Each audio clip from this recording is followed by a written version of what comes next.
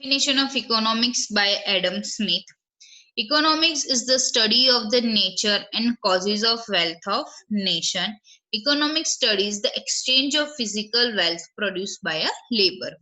Adam Smith ने क्या बोला कि economics is the study of the nature and causes of wealth of nation. Economics क्या है? जो नेचर है उसकी स्टडी करना, और wealth of nation, causes of wealth of nation. तो हम जो नेशन की वेल्थ कैसे बढ़ा सकते हैं, उसके कॉजेज, उसके रीजन क्या है, उसके बारे में स्टडी करना. Economics studies the exchange of physical wealth produced by a labour. तो इकोनॉमिक्स ये स्टडी करता है कि जो लेबर है वो जो अपनी फिजिकल, मतलब वो जो काम करके जो वेल्थ को इंक्रीज करते उसको एक्सचेंज कैसे किया जाए, मतलब वो वेल्थ को हम कैसे बढ़ाएंगे, उसके बारे में इकोनॉमिक्स हमें बताता है. Adam Smith introduced economics as a social science because on the one hand he studies human efforts and on the other hand his methodology was a scientific. Adam Smith क्या बताता है? एडम स्मिथ ने economics को as a social science introduce किया क्योंकि वो एक बाजू ह्यूमन एफर्ट्स के बारे में स्टडी करता है और अदर हैंड वो साइंटिफिक मेथडोलॉजी, मतलब साइंटिफिक हम कैसे उसको इम्प्रूव कर सकते उसके बारे में बात करता है.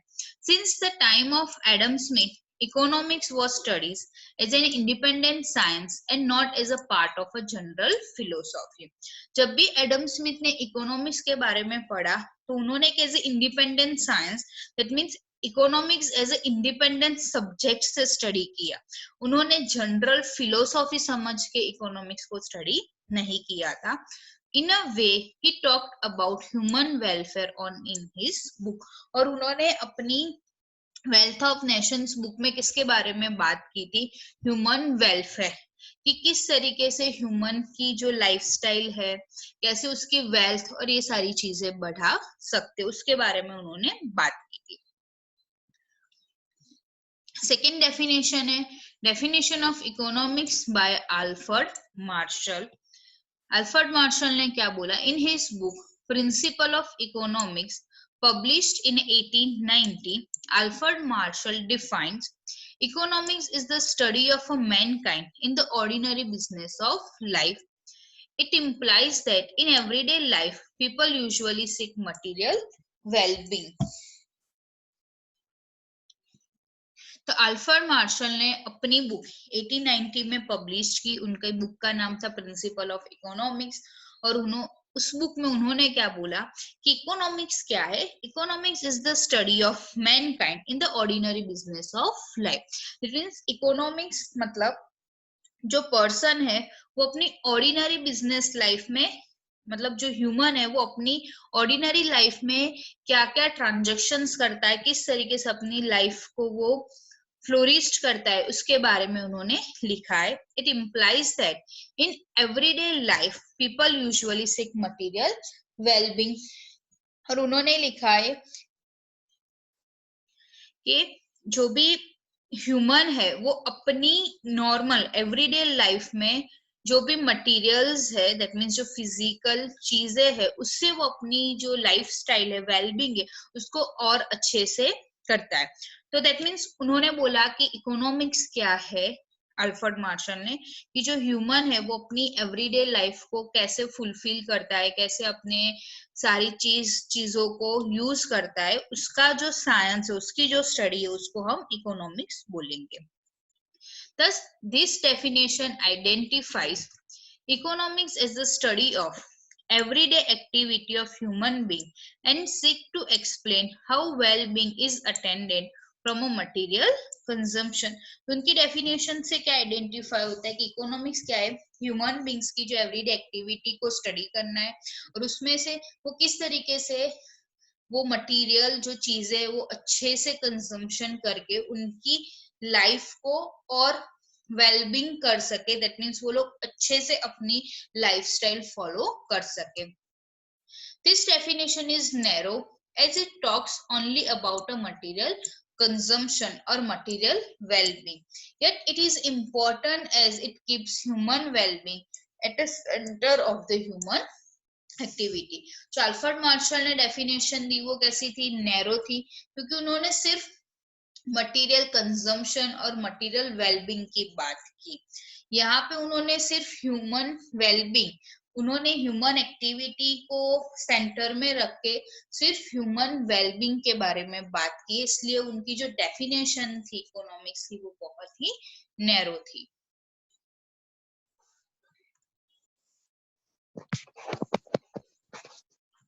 Definition of economics by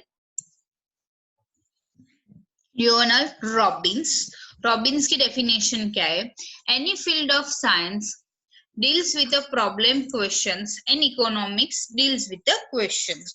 कोई भी साइंस है वो क्वेश्चंस, कोई भी प्रॉब्लम है उसके साथ डील करता है, जब economics deals with the questions, question कौन से क्वेश्चन के साथ डील करता है, how to allocate limited resources which have alternative uses in the satisfaction of recurring and unlimited human wants in order to increase the well-being in a society। तो economics हमारे कौन से क्वेश्चन के साथ डील करता है, वो बोलता है कि how to allocate limited resources, हमें पता है कि हमारे रिसोर्सेज कैसे है, लिमिटेड है, विच हैव अल्टरनेटिव यूजेस, जिसके अल्टरनेटिव यूजेस भी है, in the satisfaction of recurring and unlimited human wants, और वो अल्टरनेटिव यूजेस को हम, अल्टरनेटिव यूज है, लिमिटेड रिसोर्सेज है, उसको किस तरीके से, कौन से ऑर्डर में हम उसको यूज करें जिसकी वजह से हमारी सोसाइटी में वेलबींग आए, दैट मीन्स हमें ज्यादा से ज्यादा सेटिस्फेक्शन मिले, जो हमारी अनलिमिटेड वांट्स है और रिकरिंग वांट्स है। रिकरिंग दैट मीन्स जो वांट्स हमारी खत्म नहीं होती, बार बार कंटिन्यूअस अराइज होती रहती है, तो ऐसी अनलिमिटेड और रिकरिंग वांट्स को हम किस तरीके से सेटिस्फाइड करें, वो जो क्वेश्चंस का जो हमें आंसर देता है वो क्या है, वो इकोनॉमिक्स है। Hence in 1931 Leonard Robins in his book nature and significance of economics, 1931 में रॉबिन्स ने अपनी जो बुक लिखी nature and significance of economics, gave the following definition. उन्होंने क्या definition the, economics is the science which studies human behavior as a relationship between ants and scats, means which have alternative uses। Robins ने definition दी कि economics एक science है जहां पे हमें क्या स्टडी करना है, ह्यूमन बिहेवियर के बारे में स्टडी करना है, जो रिलेशनशिप बिटवीन है एंट्स एंड स्कैट्स, दैट मीन्स कि जो हमारे रिसोर्सेज है वो कैसी है, स्कैट्स रिसोर्सेज है, मतलब जो उनकी रिसोर्सेस कम है और हमारी जो वांट्स है वो कभी एंड्स नहीं हो रही है, विच हैव अल्टरनेटिव यूजेस। तो रिसोर्सेस जो कम है, हमारी वांट्स जो अनलिमिटेड है, उन दोनों के बीच में हम कैसे अल्टरनेटिव उसको यूज करके हम हमारी जो सेटिस्फेक्शन है उसको कंप्लीट करते, उसके बारे में अगर हम स्टडी करेंगे, वो ह्यूमन बिहेवियर के बारे में स्टडी करेंगे, उसको हम बोलते हैं इकोनॉमिक्स। ह्यूमन वांट्स, आगे देखते और डिटेल में, human wants are unlimited and most wants keep on recurring. हमारी ह्यूमन वांट्स कैसी अनलिमिटेड है और वो वांट्स ऑलवेज रिकरिंग है, मतलब एक कंप्लीट होने के बाद फिर से वो वांट्स आई जाती है। On the other hand resources which help in satisfying human wants are limited और एंड हैव अल्टरनेटिव यूजेस। और अदर हैंड हमारे पास जो रिसोर्सेज है जो हमारे वांट्स को सेटिस्फाई कर सकते हैं, वो रिसोर्सेज कैसे है, लिमिटेड है और उसका अल्टरनेटिव यूज भी है। Hence, economics must deal with the problem of allocation of scarce resources in the satisfaction of human wants to the maximum possible extent। तो इकोनॉमिक्स को ऑलवेज क्या करना है कि जो हमारे रिसोर्सेज जो स्कैर्स है, जो कम रिसोर्सेज है, लिमिटेड रिसोर्सेज है, उसको अलोकेशन की प्रॉब्लम्स उसको ऑलवेज रहेगी, जिससे वो उस तरीके से उसका अलोकेशन करे कि जिससे ह्यूमन वांट्स है वो सेटिस्फाई हो सके और to the maximum possible extent, मतलब हम इस तरीके से ये लिमिटेड रिसोर्सेज को अलोकेट करेंगे जिससे हमें मैक्सिमम सेटिस्फेक्शन मिल सके। According to Robbins, economics is a positive science and does not prescribe how things should be. Robins ने क्या बोला कि इकोनॉमिक्स क्या एक पॉजिटिव साइंस है और वो डज नॉट प्रिस्क्राइब, वो हमें ये नहीं बता कि हाउ थिंग्स शुड बी, जो चीजें है कैसे बिहेव करती है।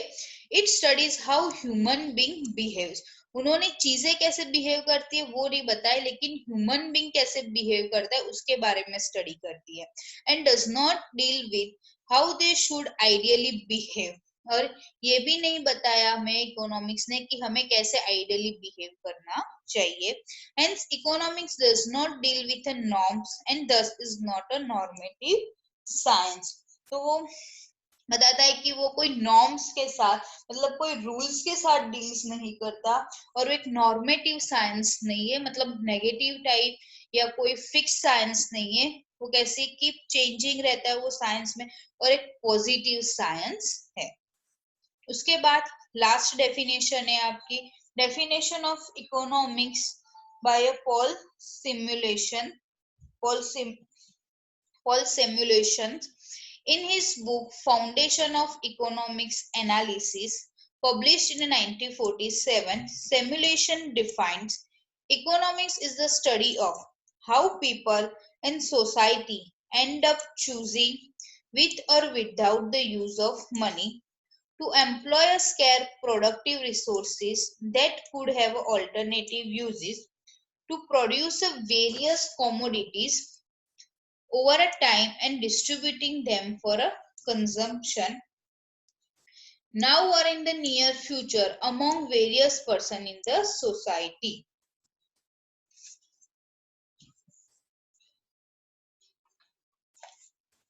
जो पॉल सिमुलेशन हो गए, उन्होंने अपनी जो बुक 1947 में पब्लिश की फाउंडेशन ऑफ इकोनॉमिक एनालिसिस, उसमें उन्होंने डिफाइन किया economics is the study of how people and society end up choosing with or without the use of money. तो उन्होंने बोला कि जो सोसाइटी है, सोसाइटी में जो लोग रहते, सोसाइटी एंड लोग, वो अपनी चीजों को, अपनी जो नीड्स है उसको किस तरीके से चूज करते हैं, विथ और without the use of money, money से भी ले सकते हैं, विदाउट मनी भी वो चूज कर सकते, to employ scarce productive resources, जो रिसोर्सेज है वो कैसे कम है, तो उसमें से वो लोग किस तरीके से चूज करते, that could have alternative uses, जिस रिसोर्सेज का अल्टरनेटिव यूजेस है, to produce various commodities over time and distributing them for consumptions now or in the near future among various person in the society. तो simple simulation ने क्या define किया कि economics इस तरीके की स्टडी है कि जहां पे जो कम रिसोर्सेस है, जो रिसोर्सेस कम है, उसको इस तरीके से जो पीपल है वो किस तरीके से डिस्ट्रीब्यूट करेंगे, उसका किस तरीके से कंजम्पशन करेंगे कि वो अभी यूज हो सके, फ्यूचर में यूज हो सके, जो रिसोर्सेस स्कैर्स है, जिसके ऑल्टरनेटिव यूजेस है, जिसको विथ और विदाउट मनी हम किस तरीके से यूज करेंगे जिससे हमारी वांट्स तो सेटिस्फाइड हो और फ्यूचर में भी हमें वो चीज मिले। तो इसके बारे में जो स्टडी करता है उसको हम बोलेंगे economics. It analyse cost and benefits of improving patterns of resources allocation. वो क्या एनालिसिस करता है कि जो भी रिसोर्सेस है उसको किस तरीके से अलोकेशन किया जाए कि उसकी कॉस्ट कम हो जाए और बेनिफिट्स ऑफ इंप्रूविंग पैटर्न्स, मतलब हमें बेनिफिट्स भी मिले। And simulation talks about choice, allocation of scarce resources and evaluation of cost and benefits of doing so। तो जो सिमुलेशन है वो किस बारे में बताता है कि सिमुलेशन ने चॉइसेस के बारे में बताया कि जो हमारे पास रिसोर्सेस है उसमें से हम चॉइसेस कर सकते हैं, स्कैर रिसोर्सेस का किस तरीके से अलोकेशन कर सकते हैं, और जो कॉस्ट और बेनिफिट का हमें इवैल्यूएशन भी करना है। All definition in a way commonly point out that economic studies a human behavior is a positive in a nature adopts a scientific methods and methodology and thus it is a social science। ये जो सारी definition हमने दी वो commonly points में हमें सिर्फ common point में क्या बताती है, इकोनॉमिक्स क्या है, एक ह्यूमन बिहेवियर है जो पॉजिटिव इन नेचर है, जहां पे हम साइंटिफिक मेथड्स और मेथडोलॉजी को अडॉप्ट करते चूज कर सकते, जिसकी वजह से हम बोल सकते हैं इकोनॉमिक्स कैसा एक सोशल साइंस भी है।